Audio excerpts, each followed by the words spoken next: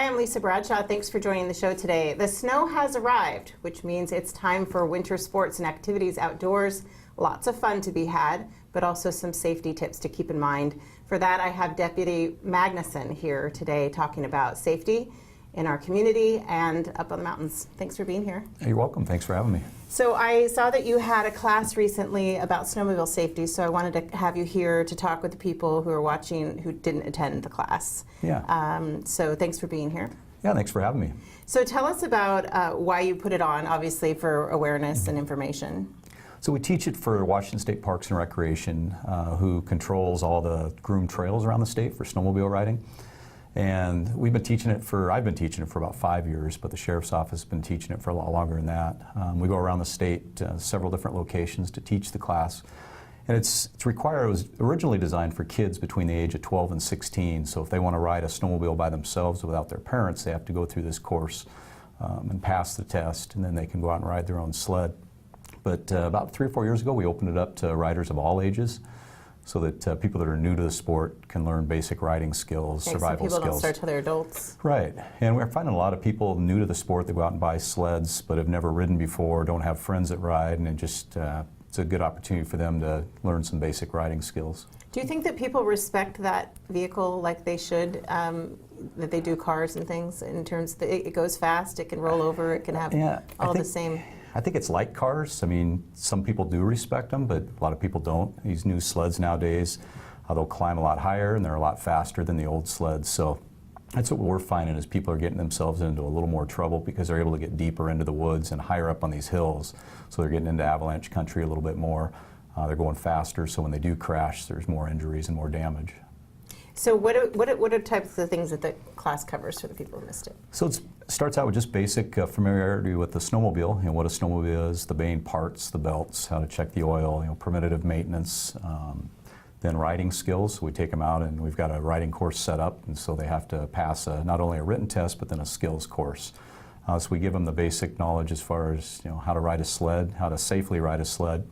The big thing we try to push to people too is that snowmobilers aren't the only users of the trail system. You got snowshoers, cross-country skiers, just hikers out there. So to respect other people that are out there on the trail too, and to slow down when you meet other users of the trail system.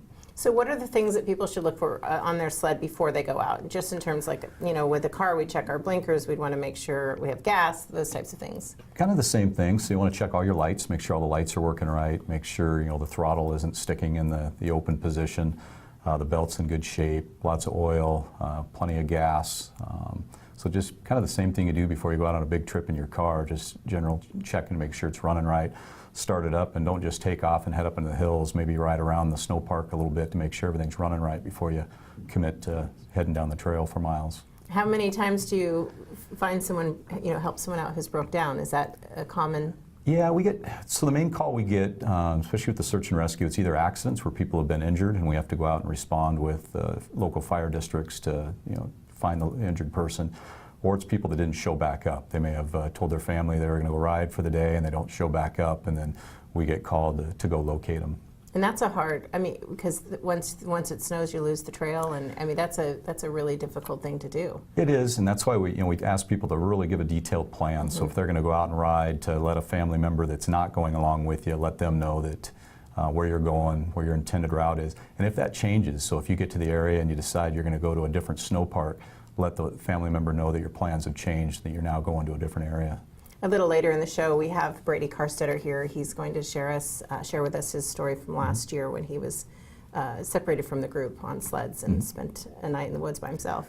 And it happens. That's the other thing we really try to teach people is, you can have your snowmobile in perfect condition, but things do happen. You may hit something, it may just break down, but be prepared. Be prepared you may have to spend the night out there, so have survival gear.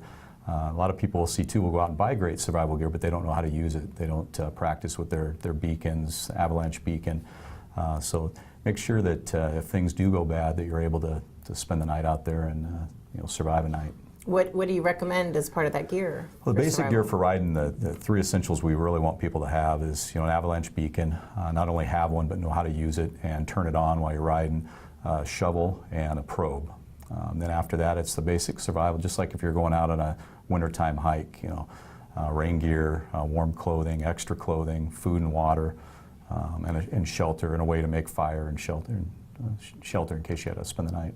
Is there a place where people can go to check the conditions for avalanche warning? They can. There's some great tools out there now, especially with our smartphones we have. So the NWAC, Northwest Avalanche Center, has some great information out there that you can check, in the morning when you get up before you take off to see what the current conditions are.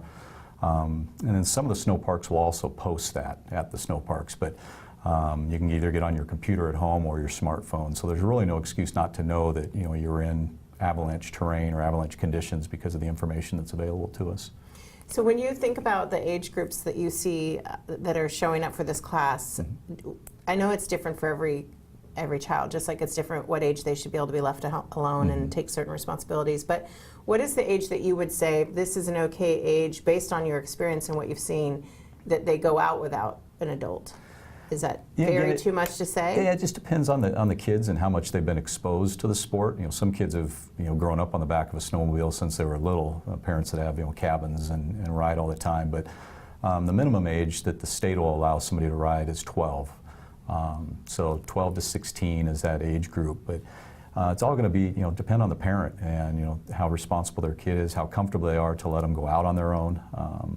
And communication, just like anywhere they're going, even if they're going skiing for the day or out on the boat for the day, just making sure when they left and when they're supposed to be back. Yep, and make sure they know that they have to stick to the plan. So kids, they may have a plan, but then that varies, and they don't let anybody know. So just let your kids know that if they're going to go out riding by themselves, have a time they need to be back in a certain area that they can go in to ride. I don't ride snowmobiles. I've only ridden them a couple of times with friends, and I wore a helmet. Is a helmet required? No, surprisingly, it's not required. Fortunately, we rarely ever, I can't remember the last time I've seen somebody riding without a helmet. The big reason is just it'd be really cold if you didn't have a helmet on, but state law does not require that you wear a helmet, surprisingly. So I wish that would change because these machines... It's really no different than a motorcycle. It isn't. I mean, these things go really fast, and you got lots of solid objects out there that you can impact and other riders. So a helmet, we highly recommend a helmet, even though it's not required by law. And that would be just a ski helmet, or I guess that would make more sense than a motorcycle helmet. A ski helmet would be. Yeah, I mean, if people can't afford helmets, I mean, any helmet you have, is better than nothing. But there are some great helmets out there now. They've got helmets built just for snowmobiling. There's the full face. There's open face, kind of like a motocross type. Some that have heated visors so that they don't fog up. So there's a lot of different options out there, and they vary in price from fairly reasonably priced to real expensive too. All right. Well, I appreciate you being here and giving us this information. Is there one place where people can go to kind of get tips for this safety, or is it on your? Yes, we have a little bit of the information on our website, but you can also go to Washington State Parks and Rec. They've got on their winter recreation page, they've got some information on snowmobiles, the trails that are out there, the groomed trails that are available. But yeah, we just want people, it's a great sport and it's a lot of fun, but we just want to make sure people do it safely and are prepared if things do happen. Most definitely. Thanks for being here. Thanks for having me. When we come back, we'll talk with Brady Karstetter. He'll tell us the story of how he was lost overnight, separated from his friends when sledding last winter.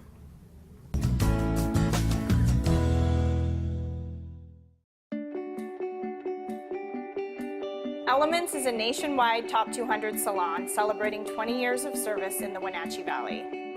We are staffed with educated and experienced designers providing beauty and health services.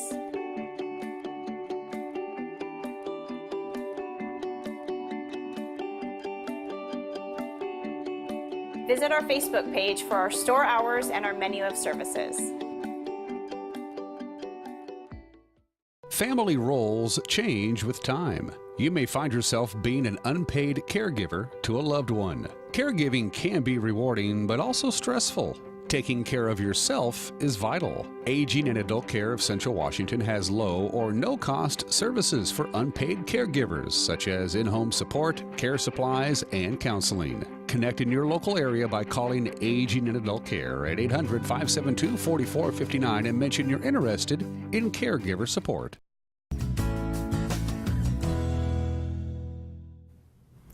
Hi, thanks for joining the show today. Earlier we talked with Deputy Magnussen about snowmobile safety, a class they had just a few weeks ago. I wanted to have him on the show so he could talk with people who didn't attend the class.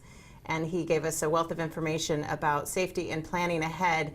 Now in the studio is Brady Karstetter. He's from Quincy, and last winter he was separated from his group while sledding, snowmobiling, whichever term you choose, and spent a night in the woods by himself. So he's here to tell us about that. Thanks for being here. Thank you for having me. So I'm a bit familiar with your story because your mother and I are friends on Facebook, and I saw this whole thing happening, evolving kind of in real time because people were out looking for you during, and posting and, giving information back and forth, and it was quite an ordeal. It really was, and I'm grateful for everybody that was able to help out and be there, and that's part of it, is having good friends to come and get you. So let's just back way up to just your history with snowmobiling, and you have lived in Quincy all of your life. You've sledded all over the country, you said. Yeah, no, we've always had sleds, from the mountain to the farm. And so I've been quite familiar with them, and sorry. It's okay. I'm sorry. It's okay. I don't know, do you just want the history, I guess? Yeah, so just tell me about, you've been, when was the first time you rode a snowmobile? What age? 12. So 12.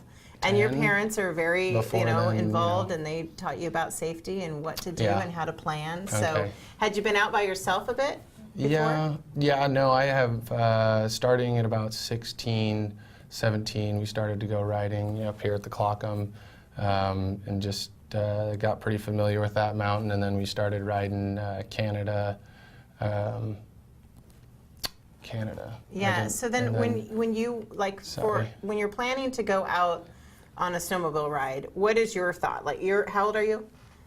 22. 22. So you've been riding for a long time. So you're 22 years old. And what is a 22-year-old man's thought process in the morning when he's going to go snowmobiling? Are you thinking about safety? Are you thinking about what you're packing? Or are you just thinking about hitting the snow? You got to think about it all, because it is you are up there in Mother Nature's backyard, and you got to be prepared for anything. Whether it's you get a whiteout snowstorm that comes in, or in my case, you just end up being separated from your friends. So you want to make sure you have all the supplies on your side. So tell us about that day. What was your, you got up that morning and you're planning this day trip with your friends. So what do you bring with you for a day trip? So the night before, we kind of go through our gear, make sure we have our helmet, our goggles, several pairs of goggles is good, make sure you can see. And then we get our food, our water, and then our safety gear. We make sure our Avi packs are ready to go and that they're packed correctly, that the air tanks have labels on them on whether they're okay for the year or not. So we always check those, make sure they're tight. What are those? I'm not familiar. The avalanche packs. Oh, yes. And they have cylinders in them. Right. You want to make sure that cylinder's full and going to work. It'll deploy, right? Exactly.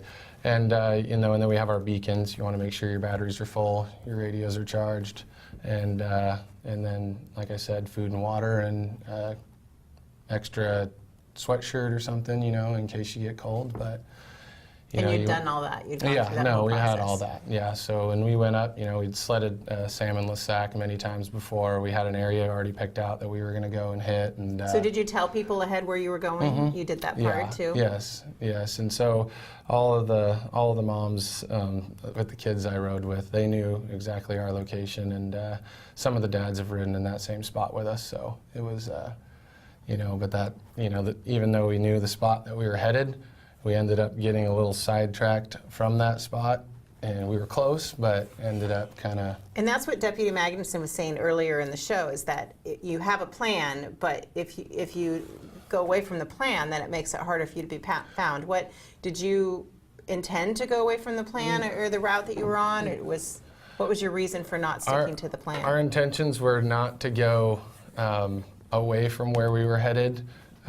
We just kind of got above it a little bit, and it was kind of mid-season, so the topography is kind of hard to read. Each time you go in there, there's 6 feet, then there's 18 different. feet or 12 feet, so it kind of switches up on you. So we ended up coming up on the top of the area we were supposed to be on, and then we ended up dropping into an area just to the left of where we were headed, and it was they call it the locks because there's a nice creek that runs at the bottom that you can't cross because it was mid-season.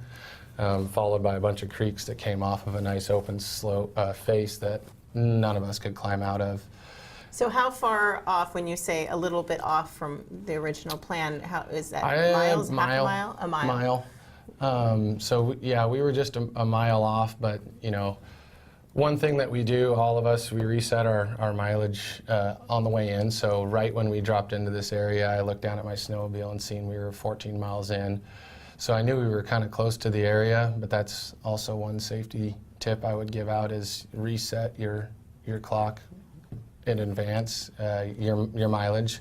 Before you leave because I knew when I was stuck that if I was going to walk out, I knew I had 14 miles. And at the time it was dark, and I didn't want to try to walk in the dark 14 miles. So that's a very good point, because you might have thought, oh, it felt like 7 miles when you're going 40, 50 miles an hour. Yeah, so before we dipped off into that area, I'd fallen into that area. And by fallen, I mean it was just kind of a free-for-all slide. And when I fell in there, I ended up marking where I had fallen down with something I threw out of my bag, a little cloth, so I knew where I had dropped in. Yeah, but then I tried for about 3 hours to get out of this scenario, and my buddies had been on the other side of the creek, and so after we fell in there, that was the last I'd seen him until. So don't tell me that. Wait. So hold on. So then you go. Yeah. No, I wanted to. So before you talk about how you met up with them later, tell me, at what point do you think I might be in a little trouble here? Was it when you threw something to the side? No, because given every time I've ridden and I've been into a couple areas where I had come into it and it was, ended up getting a little steep and then I fell in. But normally you can find some way out. But we were in a bowl to where. And you got to think also. When you say out, you mean get an area where your snowmobile can handle wherever it needs to go. Yeah, because normally you can go over a few hundred yards and find some route out of the situation you were in. And I tried for about an hour, and then didn't hear anybody, and that's when I was like, okay, Was it dark yet? No, I fell in at 1:36. I had taken a picture right before we went down, and it was at like 1:11. So I tried for 3 hours. I burned over a half a tank trying to find myself out of it. But another thing you have to think of when you're snowmobiling is you got to take the season. It was December 26th, so it was fairly early season. So like right now we're getting all this snow. So it was very bottomless. So it's just your snowmobile won't go in places that it probably would in later season riding, and so you either need a longer track or just not put yourself in that situation. But like I said, it just happens so quick. Well, let's take a break. When we come back, I want to get into more of the details of the night, of your survival through the night in the mountains, and then also your rescue. Thank you. We'll be back in just a moment.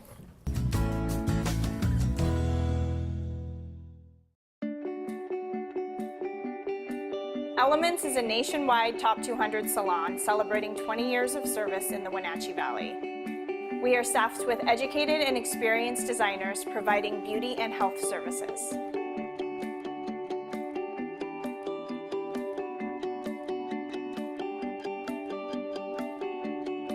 Visit our Facebook page for our store hours and our menu of services. Dear Mary Maids, please clean the kitchen, and the cabinets, and the floors, and the chairs. And I wish you could clean the dog. Colin is now feeding himself. Thanks, Megan. Hi, Megan. No worries.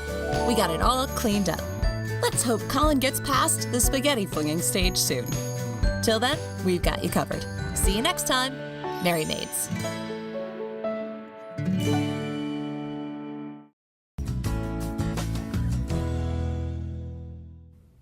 Hi, I'm here with Brady Karstetter. We're talking about snowmobile safety, and he's telling us the story of being separated from his group last year while sledding, they call it sledding, snowmobiling, in the mountains. And you were separated, and we're getting to the point where you figured out that you might be in trouble for the night. At what point, so now you you tried to get out for about 3 hours. You said you burned up a half a tank of gas trying. Now you know I might just need to. Is that when you decide I'm going to hunker down for the night? I need to get shelter, or? Yeah, there was about, I think it was about 3:30. We were in a bowl, like I said, so the sun went down beforehand, and that's when I figured my 14 miles, okay, there's no way I'm walking out of here. I haven't found the road, so I need to start finding a shelter and build a fire. So I found a good spot.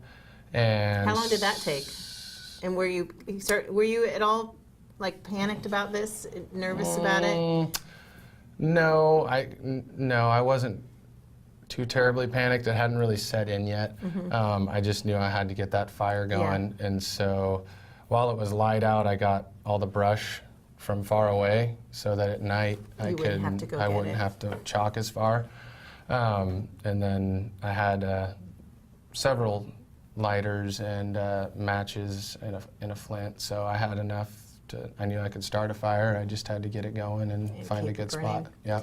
So you go and you gather the fire. You've built a fire now, and where do you sleep? How do you sleep? You're in the snow. You don't sleep. Right, or how do you even like? So what I was doing is I took the sticks that were about this big in diameter. I'd rip all the green evergreens off of it, and I would lay on those because the ground was stealing all my heat. Right. Which, if I could do it again, I would definitely pack a blanket, and that's in my bag now, because and then just, you got to get a lot of firewood because it burns every half hour. I set an alarm and I kept going out and getting more and getting more. But when I was getting cold was when I was by the fire. When I was out chalking through the snow is when I was actually warm, moving around. You're moving. Yes. Yeah. So the fire wasn't like a raging fire. It was it was just a raging enough. fire. Oh, it was. And you were still cold. Well, my back, like I said, Right. where I was laying in the backside, so I'd rotate and yeah. Did you get tired so you didn't sleep at all?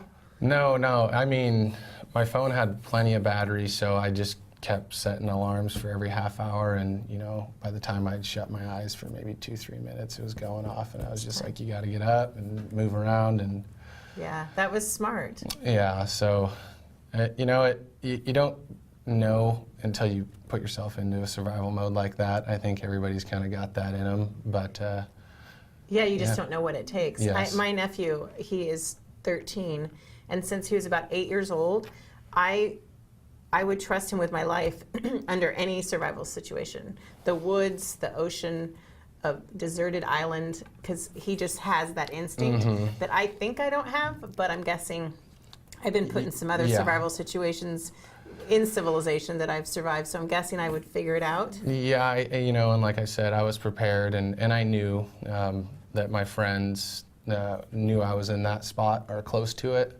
So I knew I should just stay put, and if I had to walk out, I knew that where I had set in that, and I could go back to that spot I fell into and just start walking.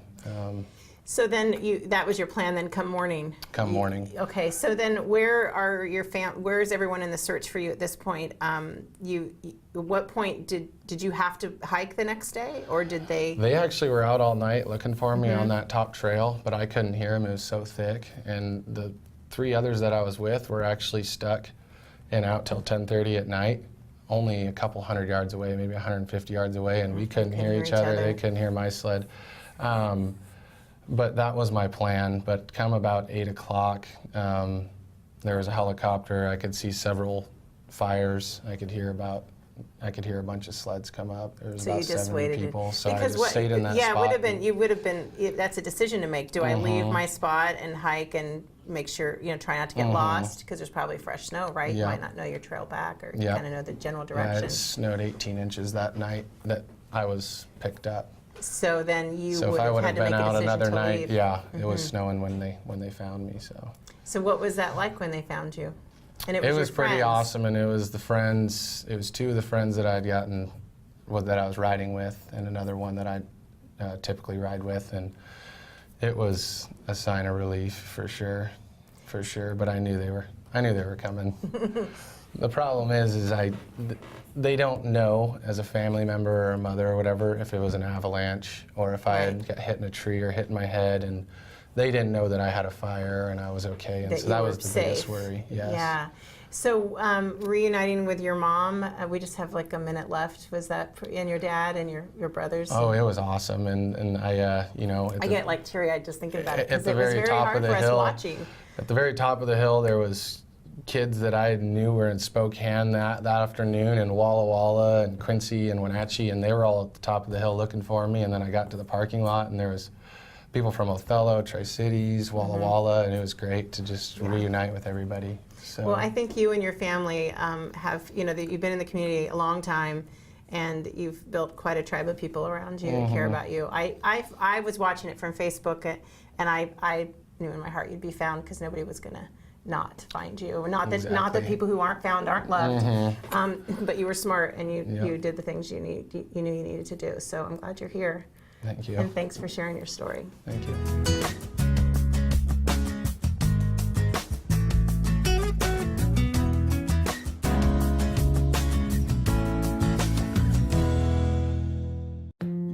Stay up to date with what's happening in North Central Washington. Go to the NCWLIFE community calendar at ncwlife.com.